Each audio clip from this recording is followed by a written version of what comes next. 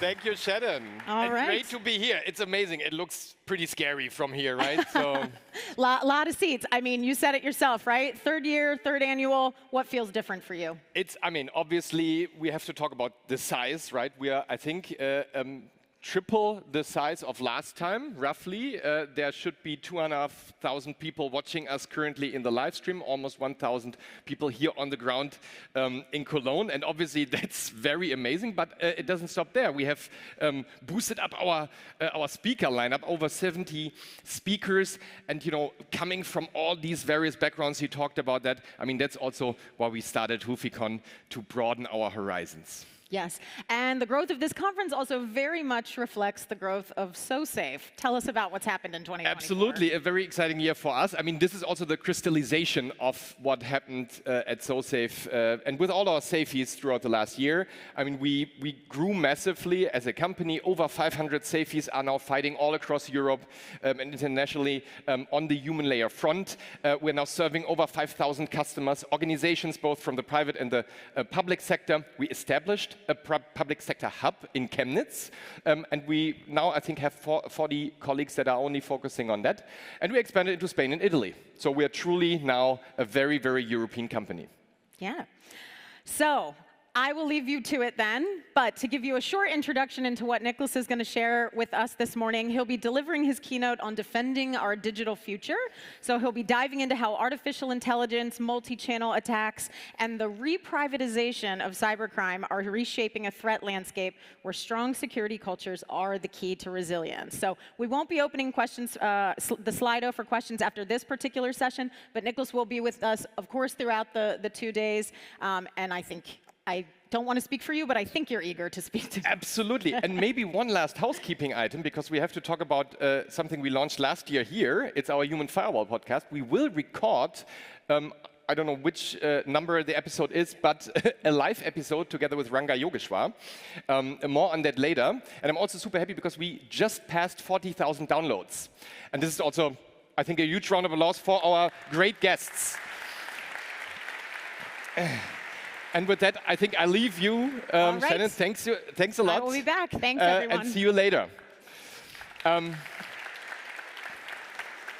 one final note, one thing we also did, like every year, we published our annual Human Risk Review. It's our flagship report where we all, look at our simulation data, we look at our platform data, but we also look at the international threat landscape on the human layer. And why I'm highlighting this will also be part of my keynote, where I will be talking about how we can secure our digital futures. And especially, we believe that human resilience is the key to protect our democracies, our economy. And yeah, that's maybe also the starting point. We are, and I think we can all agree, living in very uncertain times. Very fast technological advancements, and yeah, I'm talking about artificial intelligence, are meeting with very shaky foundations. Yes, I would call them shaky, leading to what we can see, a fragmented world. There's a lot of complexity. There is fragmentation on a geopolitical level, and we also know a fragmented world is an insecure world. So this is also something we want to highlight on this conference. But maybe let's have a look at the numbers and the results from our Human Risk Review first. So, not very surprisingly, the threat landscape has increased. It's on the highest level over the last 5 years. And that's essentially what security professionals that we survey for our Human Risk Review tell us. 80% are telling us that the threat landscape is the highest over the last 5 years. And it's not very surprising. It also matches what, for example, the German Federal Security Agency just published yesterday, their latest threat report. Yeah, the situation is not great. Also, 1/3 only tells us that the whole threat landscape will ease, so there's not a lot of positive outlook for the future. And 1 out of 2 organizations have been successfully attacked over the last 3 years. I was just talking about the real number, because obviously this is also a little bit skewed. Most likely, the real number is much higher. So what's still in the focus? I'm going to go through this very quickly because you know the usual suspects. It's phishing, it's malware, ransomware, DDoS attacks also on the rise again. This is something we see increasingly in the last 12 months. And then obviously social engineering attacks that spanned beyond traditional email phishing. I'm going to talk about that in a second. And we believe, and this is also what we hear from you as experts that we talk to for our human risk review, we see three drivers of that very serious threat landscape. And the first, I already mentioned it, is global instability. More on that in a second. The second one is it's a driver, but it's also an accelerator of the blast radius, or a factor that increases the blast radius. Everything is much more interconnected. We're talking about supply chain attacks. So with fairly little steps and little effort, you can create a huge blast radius and affect many, many organizations just with one attack. And this is also obviously driving costs. But then there's new technologies, and yes, the main focus is on AI, which is also dramatically increasing the threat landscape. And this time, I'm not only going to talk about, okay, this is going to make everything much worse. We also brought some numbers. But maybe first, global instability. The World Economic Forum, publishing their global risk report, again said cybercrime is one of the top 5 threats to the global economy. But there's a new one. There's also AI-generated disinformation. In very political times, actually, this becomes very serious and scary to me personally. And we can only assume what the recent elections, for example, how they were affected by this factor. But also in Germany, we're looking at a very political year. This is something that should concern us. And we also know that the global instability and pretty tangible conflicts around the world are directly influencing also privately driven cybercrime. Here's a very cool quote from Katrin Suder, who was our first podcast guest, who also underlined that there is a direct connection. Talking about interconnectivity, we see that there's a huge spike in costs of supply chain attacks. And a very interesting fact I also want to highlight, that supply chain attacks are not only a very technical thing. If you look at XZ-Utils, the case, and most of you are very familiar with that case, it was also a case of some very complex social engineering. So essentially, I mean, it's an open source package, and there's a maintainer that maintains that organizes the community of that library. And as we know now, there were actors that essentially put a lot of pressure on that maintainer until he left in a state of burnout, and then they took over his position. So even if digital supply chains are very technical, there are, in many kill chains, also social engineering tactics involved. And then there is, and this is what I want to focus on, new technologies and AI. And you might ask, oh my God, still AI. We hear it in marketing. Every vendor, also outside security, is highlighting AI, and we talk about that. We talk about concepts and showcases, and we create deep fakes, and it's all very exciting. But we believe we still, and we have to talk about this much more, because we also feel something has changed. And as you know us, most of you will know that we have been covering that topic for quite some years. Almost 5 to 6 years, we are following the development here. And for the last 4 to 5 years, we always had highlighted, what's possible. And now we also want to talk about what's happening. And we believe that there is a very strong driver for also a dynamic which blends in our personal and our business personas and digital footprints. Because through AI, actually, you can scale information gathering, for example. You can also do things that you couldn't do in the past. Voice cloning is one topic. I'm going to talk about it in a second. But we believe that this blending of the private and business life and the consumerization of cybercrime is actually something that is driven by AI. Now, you know that at SoSafe, we talk about what's possible, we talk about numbers, but we also talk about people. And this might be very, very complex and abstract. And some of you also might know that our origin story at SoSafe was when we got together as founders 6 years ago. in our friendship group, we had a very severe case. The grandma of a good friend of mine was scammed into handing over a very, very large sum of money to a scammer. It was a police officer scam. Now, what really affected me personally was not the huge financial sum, but was that emotional fallout. And I really thought, wow, we need to prevent these victims, and we need to also look at these stories behind those cyber crimes and cyber attacks. And this is something we have been doing quite constantly here at SoSafe. And I want to share today with you a story of not a victim, but of a cyber hero. And I want to show you a little story that we created over the last couple of weeks. We got introduced to a lady from South Carolina. Her name is Lacey Cannon. She's actually the grandma of one of our safeties, of one of our employees. And she experienced something that highlights how serious the situation is. And without giving it away, please, we want to share this with you. My name is Lacey Cannon, and I live in Clinton, South Carolina. I got a phone call one morning. A guy said, "This is your other grandson from Raleigh." I said, "Corey, how are you?" He said, "Nana, I've had a bad few days." I decided to stop and eat supper before I headed back to Raleigh. And I did have a drink with my dinner. So when I pulled out of the parking lot of the restaurant, I was involved in a car accident.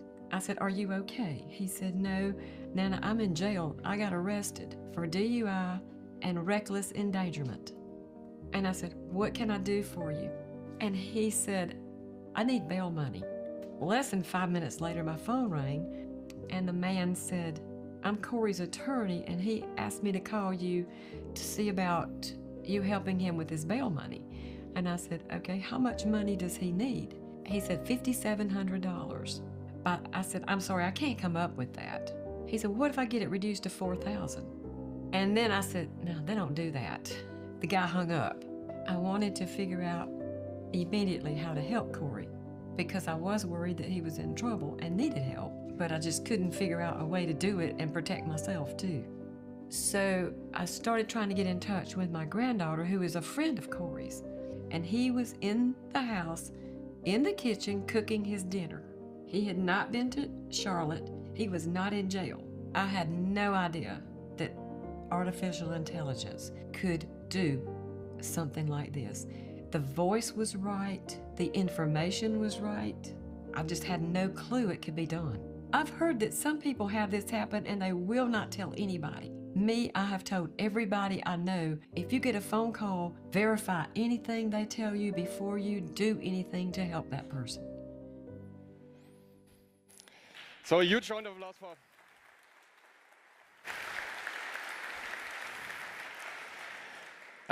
So obviously this is a super strong story, and it touched me personally. I had a couple of chats with Lacey, and there are so many things you can learn from that. I mean, first of all, we're very happy that this is a positive story. We know that there are also many negative stories behind these real victim stories.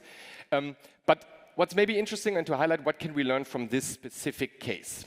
And I already mentioned some things. We believe there are 4 game changers that are driven by this technological advancement. And the first one is something you could see here. Artificial intelligence is being used for social engineering. Do you need a hand micro? Maybe. So it's being used for social engineering in order to gather information, right? These people knew a lot about Lacey and also her relationship to Corey. And then a second driver is, or second game changer is multi-channel attacks. We also see this has been conducted via phone, right? Via email, probably wouldn't have had access to Lacey. So also multi-channel attacks, in this case, most likely voice cloning has been used here. And then we also see a third thing, and that's the expansion into the private domain. Now we also see a 4th game changer, and that's security culture, because we also believe, and Lacey pretty much put it out there very, very specifically, is that if people know and if people are aware, that can be a protection factor. And luckily, she tells everyone, or she already told everyone she knows. But let's dive in a little bit deeper. So the first one is very clear. I mean, we saw this. social engineering will be driven at scale through everything we now see in the advancements of AI. So LLMs being used for spear phishing is one example. But also it can be used for things that weren't possible in the past, for example, voice cloning.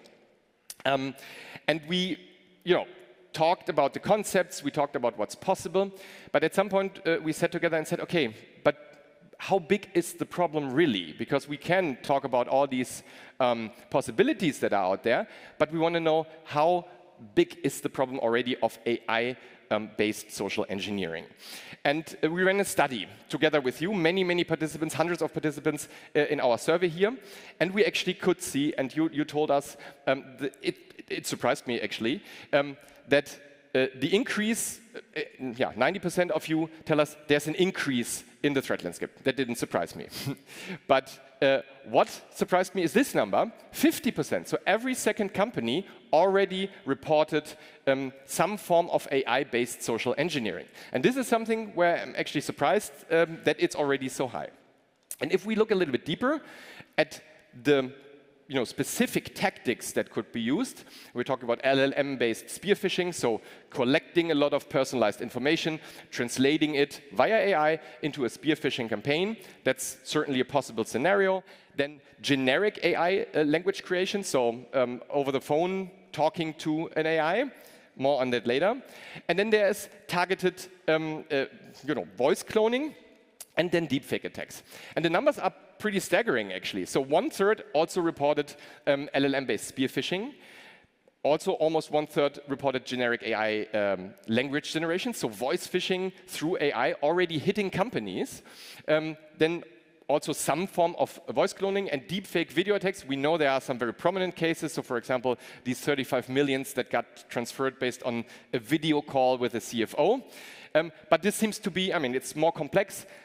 It's most likely on the rise. We will continue that research next year, but it's already happening in some companies. And yeah, we will be talking about trust not right after this session, but after the session after that with Philipp Westermeier, who also talked in his keynote on the OMR festival about trust, the trust problem that is in front of us, driven by AI. So looking at the second thing, this is something we have been following for quite some years, the expansion to different channels. And also we see here in our numbers from the Human Risk Review that still email is the leading channel, but over the last couple of years, it has been expanding. So more and more channels are being used for pre-texting, for example, so legitimating an email attack through a text message, for example. And then we also looked deeper and wanted to understand how specific, do you believe is the threat from other multi-channel attacks? And 1/3 of you told us that social engineering calls on private cell phone numbers are a thing. So this is something you cannot really control on a technological barrier. If your employees are being called by scammers. There are also attacks on private email addresses. Almost 40% told us that this is a problem. And then there is social media. So almost half of you talk about fake profiles of employees or senior employees on LinkedIn.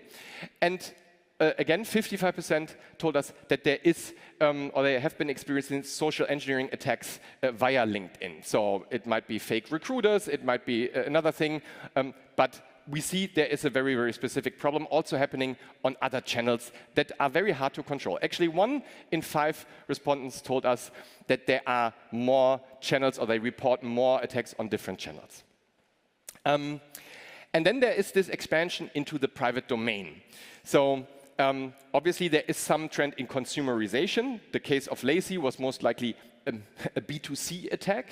But there's also the expansion at the interface of business and private personas. So we see also attacks where relatives of executives are, for example, part of the kill chain, which is a very scary thought, if you ask me. And we also ask you that. Do you see this trend? And actually, a very high number of you told us that you see attacks on the private domain, and you also see this trend in what we call privatization or consumerization of cybercrime. So what can we do? And obviously, one answer, not the only answer, but one very strong answer is if we see a multitude of additional channels, if we see a multitude of very specific and very complex attacks driven by AI that are happening outside of what we would, 10 years ago would have called the perimeter, then we need to really focus much more on our people because they can be the last line of defense. We need to drive security culture. And this is also what you told us when we asked you how important is it to actually increase your skill level of your staff to spot and to recognize these new and latest AI-based attacks. And almost all of you told us, yeah, this is very, very, very important to us. But if we ask about the skill level as of today, we identify this gap. So only 1/4 says we are well prepared. We feel well prepared for actually what is possible now. So there is a lot to do for us here. And we also ask, what can we do?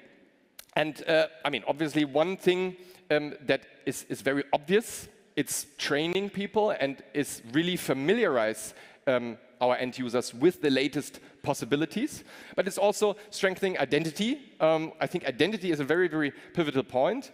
And then also change processes or controls. I mean, most likely, no company should allow a 35 million wire transfer based on a video call. And obviously, some of you also believe there should be AI tools to also detect deepfakes. Now, we know that it's not a very, very simple task, so we cannot rely on this overall. And then also the fifth part is really invest in the protection of the private domain of your employees. That's also what almost 1/4 told us. So, as you know, and I think this makes it very, very, very clear, we believe in the power of humans. And we believe humans are not a weakness in this case, neither nor in the old world, but they are part of the solution. So what can we do? And that's why it's so important and so relevant that we get together here today for Human Firewall Conference, because only together we can lead the way into this situation where we have actually boosted our digital defense skills across the board. And there are four things we should do, and we are also helping you to do. And we want to empower you to actually broaden your horizon, to broaden your scope, and drive positive security culture. I think it's really, really dangerous if we now only talk about the threats and get people scared about the digital world, but we want to positively help them to build in your organization's security culture. We do that with our platform that we launched earlier this year, the Human Risk OS, which does exactly that. It broadens the horizon of what you see. It also spans to attitudes of cultural aspects of your employees. It also helps you to get much deeper, to understand where are maybe parts of the organizations where I have to do a little bit more. And it's just a powerful tool for you to continuously monitor and strengthen your security culture building. And we need to expand beyond corporate walls. I mean, we heard that there are many, many cases, be it kill chains that are in connection to an attack on your organization, but it could also be just your employees being affected by regular consumer cybercrime. And that's why we this year launched our Friends and Family extension, which was actually also coming from you. There were some very persistent customers, and David Kraft gets a shout out here from Vago, because he was very early in asking us if we could expand our product to the relatives of Vago's end users and employees. And we translated that in a commercial package in a Friends and Family extension. With that, you can protect or help protect the relatives and the private domain of your employees, but it can also be seen as a perk, right? Cybercrime is so widespread that actually this is also a benefit that employees really, really appreciate. And we have some stories already of our customers that are already using the Friends and Family extension. Here's one from Handelsblatt. A journalist, Laura, actually had an aunt that was targeted by cybercrime. And through that training, she could actually defend herself against that case. We also have Aktion Mensch, where Matthias Beck, who's I think also in the audience over there, told us that his wife actually spotted an attack after being exposed to more security culture building. And then obviously we have the Vago case where, again, I think in this case was a teenage son was also protected. So you see all these relatives, they span across different age groups as well. And all this helped to not only secure the business infrastructure and the business data, but also that outside layer of our private domain. And then there's economy and society. So, I mean, again, coming back to the beginning, we're living in challenging times, and we believe cybercrime is a real threat to our society and to our economy. And so at SoSafe, we want to serve everyone. We want to help the entire economy, but also society and also our democracies to be, to have digital self-defense skills. So we looked at some areas where we weren't too active 4 years ago. And one is the public sector. There are more than 65 million people employed in the public sector across Europe, and half of the cyber attacks are actually towards critical infrastructure and public sector entities. And we've always been working together with public sector entities, but we said we want to double down here, and we also want to appreciate that there are specifics to the public sector, from data privacy to accessibility. And so earlier this year, we launched our SoSafe Public Sector product, which does exactly that. It is much more focused on the specific compliance requirements of public sector entities. It focuses on accessibility, which is currently very important in the public sector, but it also will be very important in the private sector, and then obviously specific content as well for our public sector customers. And then there are SMBs. I mean, we know, and if you look around, if you ask around, SoSafe customers span across various segments, but especially SMBs, where you can see this is the majority, this is the backbone of our economy. It's for a software vendor, it's not the easiest target group to work with, because you have to really go down, you have to be on site, you have to be close.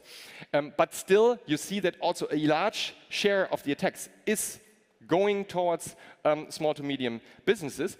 And that's why we also earlier this year launched our SoSafe MSP platform, so the managed service provider platform, because only through partnerships, and this is a part of a huge investment we are taking to foster our partner ecosystem. We developed this product also in mind with the needs and requirements of our managed service partners. So there is much more client management possibilities. There is much more flexibility if you have multiple tenants, and there are simplified pricing and expansion options. And here are just some examples of our MSP partners that are already using this product. Amongst them, for example, Deutsche Telekom, Protectis, Zurich, and SecurePoint. And then there is still this multi-channel topic. So we believe that you really need to prepare more for what's already happening, but what will be increasing. And last year, if you were here or in that other venue last year, you saw us presenting something where we took large language models and actually employed it to do some OSINT scraping, in this example on my LinkedIn profile, and translate it into a voice mail that could be sent out, or that actually was a call, and a model would call you, and based on this OSINT data would be very specific. This is called Neptune for us internally, and we last year also showcased this in our Danger Lab booth. And the Danger Lab booth is there again. So in the product area, you can actually try it, because it received a tremendous upgrade. I don't want to give away too much, but it now can talk to you and lead real conversations. And it will have information about you, and it will be very nasty in getting some credentials from you. So please feel free to check it out. You can't already miss it. It's that large yellow and black set of telephone booths. It's very exciting. It's also very scary. So absolutely try it. And for our stream audience, it also will be available later on online. But many of you tried the former Danger Lab showcase and used it for internal awareness building, taking it into executive meetings, executive workshops, and found it very, very scary, but at the same time also very powerful. So I'm very happy to announce that we translated this also into a product and a service. So now, announcing it now and being available very, very soon, our AI-powered voice phishing simulations. And I think that's a round of applause.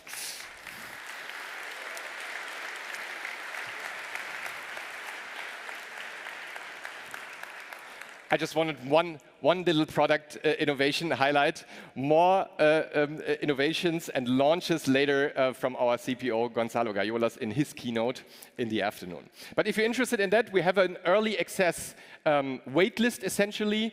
Please feel free to sign up for it, and then you can target your colleagues with very, very scary voice phishing simulations. But coming back, to what we are here for, and that is, not only technological showcases, but real humans. Actually, real heroes. You heard the story of Lacey, and there's one thing that I really found, to me, most inspiring, and that is that she says, most people wouldn't talk about it that got affected by cybercrime like this, but she literally told everyone in her friendship group. And we also experienced that earlier this year when we tried to get more real cases and real stories of cybercrime. And it's not very easy to get people in front of a camera or share their story, but you can also see how powerful this can be if we share our stories and if we break that stigma that is still connected with cybercrime. So I'm also super happy that we are launching today a little website where people can actually submit their stories, and we will translate them in powerful little story pieces and share them much more with the world. And hopefully, and this is also what Lacey told me, if we can just prevent one other person and one other person that is like her falling for the scam, we already have achieved something. I believe we can save thousands of them, actually.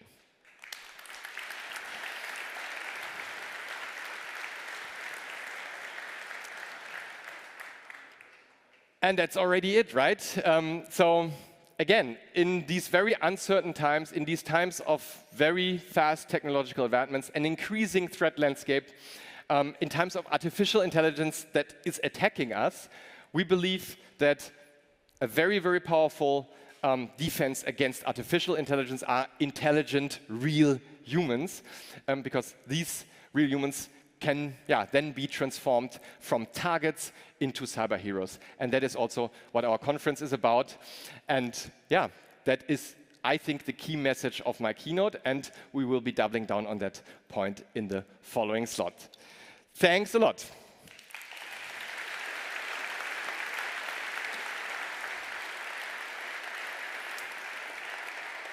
So, and I said it, like in the following slot, we will be doubling down. And I'm super happy that, obviously, we shared some numbers, we shared very personal stories, but we also talked about broadening our perspectives and especially bringing various perspectives together. And so I'm super happy that we now have a panel here where we talk about the threat landscape from various perspectives, from the private sector, from the public sector, but also from the defense perspective, because we can all agree, I think, that cybercrime is, and we talked about it, cybercrime is threatening not only our economy, but also our democracies.